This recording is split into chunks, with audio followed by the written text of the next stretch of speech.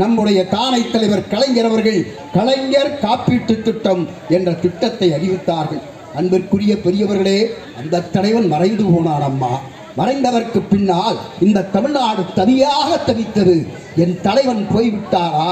இனி யார் இருக்கிறார்கள் இந்த தமிழ்நாட்டை காப்பதற்கு? யாருமே இல்லை.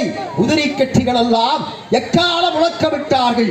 என்னவென்று சொன்னார்கள்? திராவிட முன்னேற்ற கழகம் அழிந்து விட்டது, திராவிட முன்னேற்ற கழகம் ஒளிந்து விட்டது என்று சொன்ன நேரத்தில் நான் இருக்கிறேன், முத்துவேல் கருணாநிதி ஸ்டாலின் என்னும் மகத்தான நான் திராவிட முன்னேற்ற கழகத்தை கட்டி காப்பேன் என்று சொல்லித்தான் கடந்த 2022 மே மாதம் 7ஆம் தேதி ஆட்சி பொறுப்பேற்றுக் கொண்டான் அந்த தலைவன். அந்த தலைவனோடு நாங்கள் எல்லாம் ஒரு 45 ஆண்டு காலம் பழகி இருக்கிறோம்.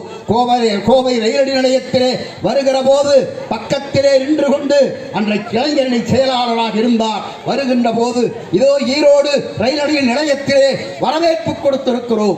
அப்படிப்பட்டு வரவேற்ற தலைவன் உழைப்பு உழைப்பு உழைப்பு என்று சொல்லி தலைவர் கலைஞர் அவர்கள் சொன்னதைப் போல நாடு முழுவதும் மனம் வந்தார் அந்த தலைவன். வந்ததற்கு பின்னால் இனி இந்த தமிழ்நாட்டை ஆள்வதற்கு தளபதி மு.க. ஸ்டாலினை விட்டால் ஆள் கிடையாது என்று நீங்கள் எல்லாம் ஆட்சி ஒப்படைத்தீர்கள். ஆம், அந்த தலைவன் தான்.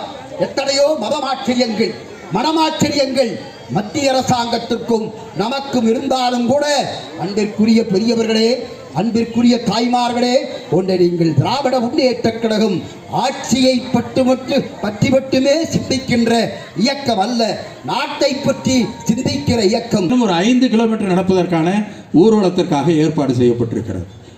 அந்த ஊர்வலம் ஏதோ அரசியல் ரீதியான ஊர்வலம் அல்ல, ஓட்டுக்காக அல்ல, கட்சிக்காக அல்ல. இன்றைக்கு இந்தியாவை நோக்கி பாகிஸ்தான் படையெடுக்கிறது, குண்டுகளை வீசுகிறது.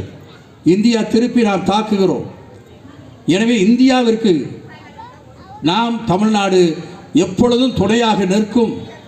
எங்களுக்கு அந்த இராணுவ அதிகாரிகளுக்கு, இராணுவ வீரர்களுக்கு நாங்கள் மரியாதை செலுத்துவதற்காக, அவர்களுக்கு நன்றி சொல்லுவதற்காக, அவர்களுக்கு எங்களுக்கு எப்பொழுதும் நாங்கள் உறுதுணையாக இருப்போம் என்பதை சொல்லுவதற்காக நாளைய தினம் இந்த ஊர்வலத்தை அவர் ஏறத்தாழ ஒரு 5-6 கிலோமீட்டர் நடந்து போய் அந்த இராணுவ வீரர்களுக்கு அந்த உணர்வை வெளிப்படுத்துவதற்காக நாளைக்கு வைத்திருக்காங்க.